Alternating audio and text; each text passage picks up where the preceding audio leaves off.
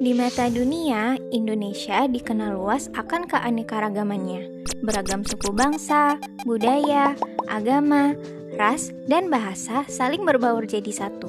Persatuan di tengah perbedaan inilah yang menjadi ciri khas bangsa Indonesia sejak dulu.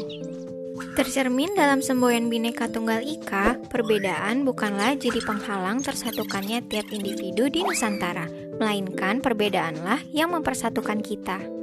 Namun realitanya, isu perpecahan dan intoleransi yang kian marak jadi faktor pemecah belah keutuhan suatu bangsa.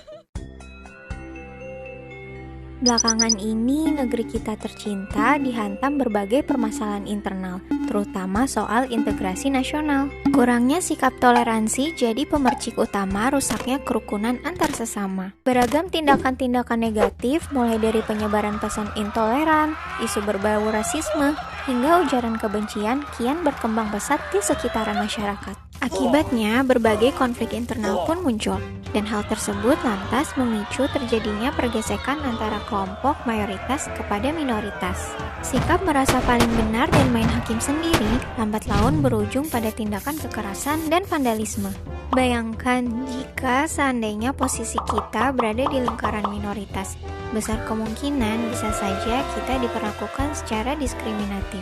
Pada dasarnya, intoleransi tidak hanya terbatas pada sikap membenci perbedaan pandangan pribadi saja. Intoleransi juga bisa muncul melalui perbedaan latar belakang suku, budaya, bahkan ras sekalipun. Nggak dapat dipungkiri pula, agama pun kini dijadikan sebagai kekuatan politik oleh segerombolan pelaku intoleransi. Perlahan, sikap toleransi mulai memudar dari waktu ke waktu, dan segelintir oknum cenderung ingin menang sendiri demi kepentingan pribadinya. Sebagai umat muslim yang cinta damai, salah satu sikap dasar yang harus ditanamkan dalam kehidupan sehari-hari adalah sikap saling menghormati dan menghargai kepada sesama. Sejatinya, Islam mengajak kepada umatnya untuk selalu menjalin kehidupan yang harmonis kepada manusia lainnya.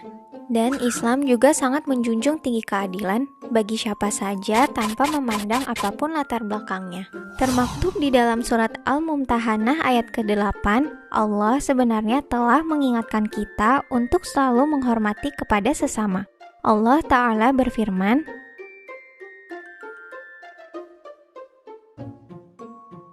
dari uraian tersebut dapat ditafsirkan bahwasanya Allah tidak melarang umat Islam dalam berbuat kebaikan, menyambung silaturahmi, hingga berbuat adil kepada orang-orang di luar Islam, selama mereka tidak memerangi kita karena agama. Dari hadis Bukhari, suatu waktu Rasulullah SAW pernah ditanya, agama manakah yang paling dicintai oleh Allah? Maka beliau menjawab, Al-Hanifiyah As-Samhah, yang lurus lagi toleran. As-Samhah berasal dari kata tasamuh yang merujuk pada makna toleransi. Hadis tersebut sering digunakan sebagai rujukan Islam untuk mendukung sikap toleransi. Dengan berpegang teguh pada nilai-nilai Pancasila, kita seharusnya dapat meningkatkan rasa persaudaraan kepada antar sesama. Mencegah perpecahan akibat perbedaan adalah tugas kita semua sebagai warga negara Indonesia demi menjaga keutuhan bangsa. Hal tersebut dapat diwujudkan dengan menerapkan sikap toleransi di dalam kehidupan sehari-hari sedari dini.